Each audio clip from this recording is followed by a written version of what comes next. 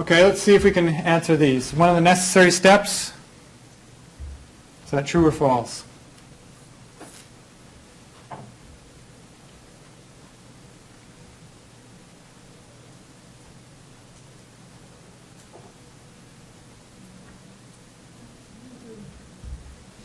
It's true. That's absolutely, we need to understand operating assumptions, because in some ways finance is really just arithmetic. It's taking dollar numbers times the volumes. You really have to have a lot of faith in the volume figures. All other things being the same, which would likely lead to an increase in the financing, external financing requirement.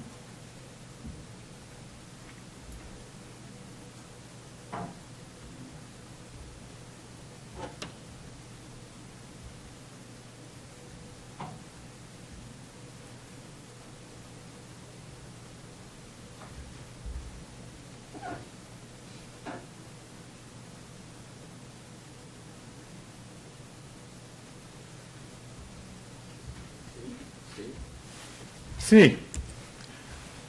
Really fast growth in sales, you're going to need to finance it somehow.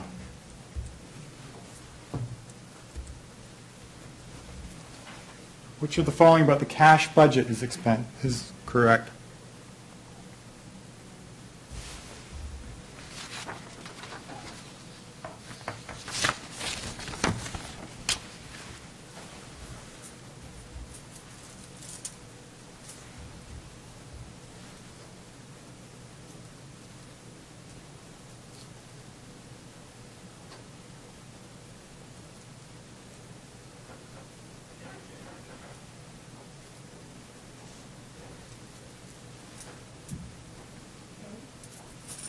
A is correct.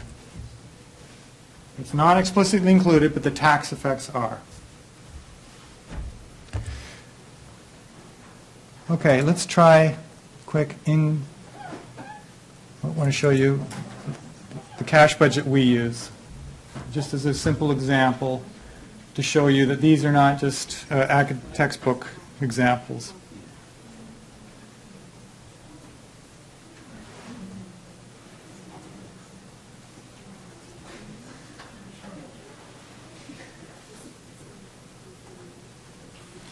So here we do a weekly cash budget.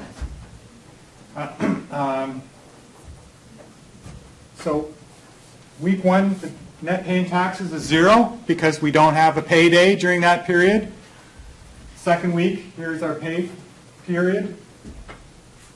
All the different debt servicing, line of credit repayments, vendor payables. Here are all the expenses, the cash outflows for the organization. Here are the cash inflows.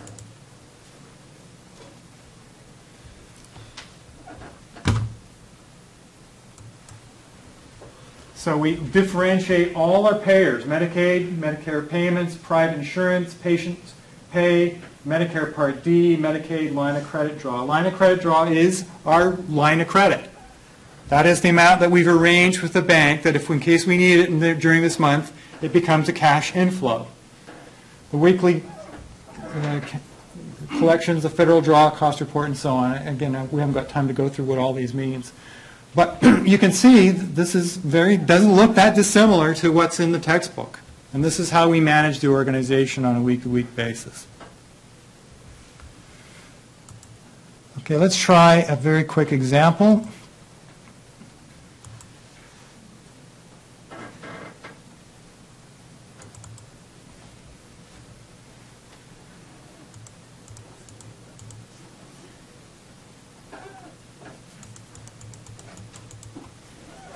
Okay, this drug company expects to have sales of $30,000 in January, $33,000 in February, $38,000 in March.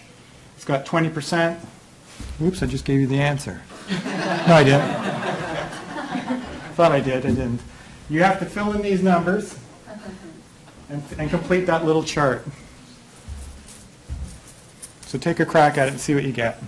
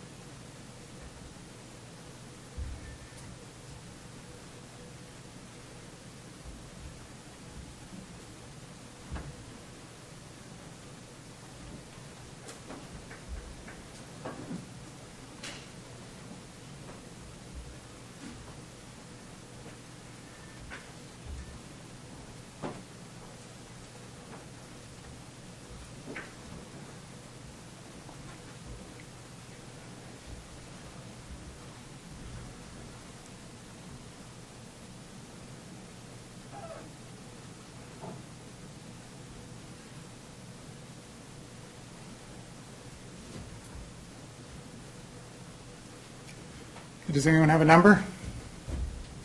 3,200. That's the right answer. Good for you.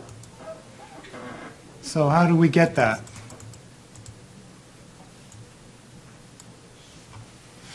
We know that 20% are collected during the month of sale, 40% the first month after, 40% after the second month after the sale. So in March, we're going to collect 20% of the 38,000, which is 7,600, and we're going to collect 40% of the 33,000, which is 13,200, and we're going to collect 40% of the 30,000, which is the 12,000.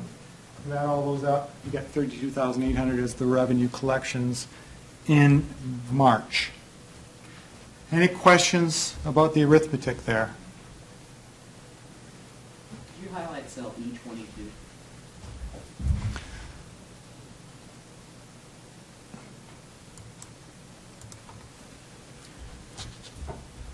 It's 40% because you're getting in the same month.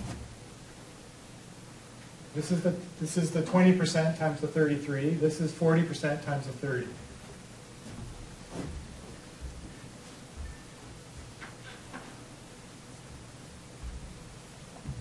This also shows you the challenges of being a startup, because you work for a couple of months before you actually see any money. And you have to finance those first few months of when you're operating but not with no revenue coming in. Any other comments or questions about the concept?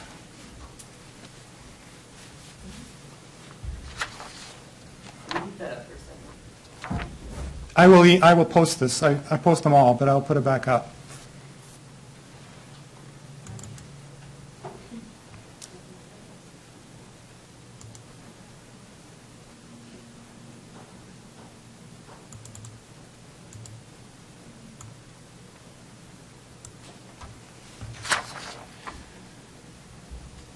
Okay, so my three examples of where theory and practice vary. First example is, two of these are international examples. The first example is a consulting assignment that I really didn't want to do, but I was forced to, and that was to spend 6 months in the Bahamas. And so the firm I worked for, our task was to help redesign the healthcare system of the Bahamas, which could explain why the country is in such dire shape right now. So one of the first things I did was, of course, I got charged with doing a financial projection for the Bahamas healthcare system, or the Bahamian healthcare system. This is probably close to you, or Yeah. So I went and talked to, I got all the financial data that the Bahamian Ministry of Health gave me. And I started plotting, graphing all these data that I got. And what I noticed was the following. Labor expense for the Princess Margaret Hospital in Nassau. And it showed this kind of pattern.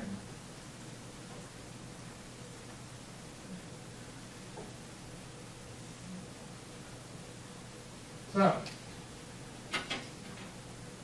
I wondered, what's going on here? I don't understand what's happening here. So I went and talked to the CEO of the hospital, and he's a Brit. And so I said, I just noticed there's this pattern over the last 10 years where it floats upward, and then it takes a huge drop, and then it starts floating backwards, upwards again. So he said, come with me. So we go out on the front steps of the hospital, and the CEO says there's a whole bunch of people just sitting on the steps of the hospital. And he goes up to one of them and says, why are you sitting there? He said, well, my member of parliament told me if I wanted a job, just go to the hospital and give me a job. And so what happened, and what happens every 4 years?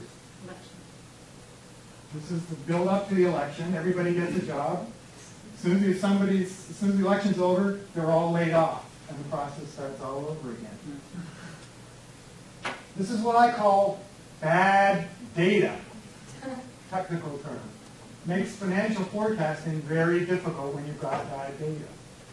The other problem I then had, I went and talked to the CFO of the Princess Margaret Hospital, And I said, do you ever get money cash in from patients? Patient pay? Oh, yes.